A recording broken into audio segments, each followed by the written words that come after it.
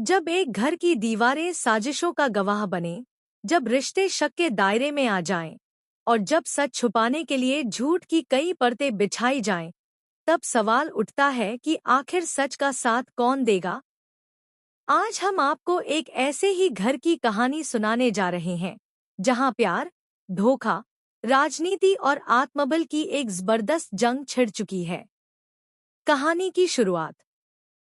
कहानी शुरू होती है एक रईस खानदान से, जहां पर परिवार का हर सदस्य अपने अपने मुखौटे के पीछे छिपा बैठा है। अर्जुन और अहाना की शादी इस घर में एक उम्मीद बनकर आई थी, लेकिन शादी के कुछ ही दिनों बाद एक ऐसी घटना घटी जिसने सब कुछ बदलकर रख दिया। अहाना पर आरोप लगाया गया कि उसने अपनी सास दुर्गा देवी को जहर देकर मारने की कोशिश की।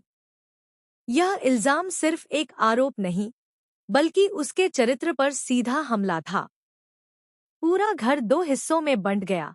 कुछ लोगों को यकीन था कि अहाना ऐसा नहीं कर सकती, तो कुछ लोग पहले से ही उसे इस घर से बाहर करने की ताक में बैठे थे। पिशमिनी की चाल। हर कहानी में एक खलनायिका होती है, और इस कहानी में वो थी पिशमिनी, अर्जुन की मौसी। पिशमिनी और उसका बेटा पोटू दादा अहाना को कभी पसंद नहीं करते थे। उन्हें लगता था कि अहाना उनके घर पर कब्जा जमा रही है, इसलिए उन्होंने एक शातिर साजिश रची। उन्होंने दुर्गा देवी की दवाइयों को बदल दिया और ऐसा इंतजाम किया कि इल्जाम सीधा अहाना पर लगे। पिशमिनी जानती थी कि दुर्गा देवी की तबीयत पहले से ही नाजुक है। उसने यही कमजोरी पकड़कर दवा में धीमा जहर मिलाया। लेकिन उसने यह नहीं सोचा था कि सच एक दिन कैमरे में कैद हो जाएगा। अर्जुन का भरोसा। अर्जुन, जो शुरुआत में उलझन में था, धीरे धीरे परिस्थितियों को समझने लगा। उसे अहाना पर पूरा भरोसा था। उसने यह कसम खाई कि चाहे जो हो जाए, वह अपनी पत्नी की बेगुनाही साबित करके रहेगा। जब पुलिस अहाना को हिरासत में लेने आई, तब पूरे घर के सामने अहाना ने एक साहसिक ऐलान कर दिया। मैं गुनहगार नहीं हूँ, लेकिन जब तक यह साबित नहीं होता, मैं खुद अपना केस लड़ूंगी। मैं कोर्ट में खड़ी होकर अपने लिए न्याय की मांग करूंगी। अहाना का आत्मबल देखकर अर्जुन दंग रह गया, लेकिन साथ ही उसे एक उम्मीद की किरण भी दिखी।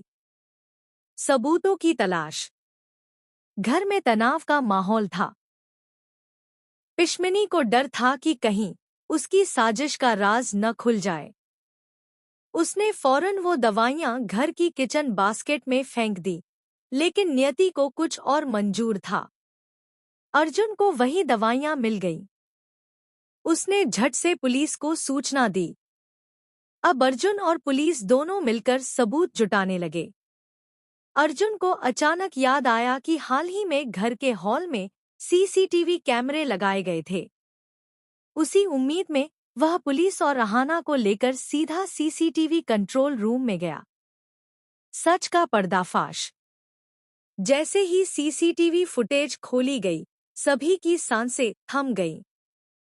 उसमें साफ दिखाई दे रहा था कि पिशमिनी कैसे चोरी छिपे दवाइयों को बदल रही है।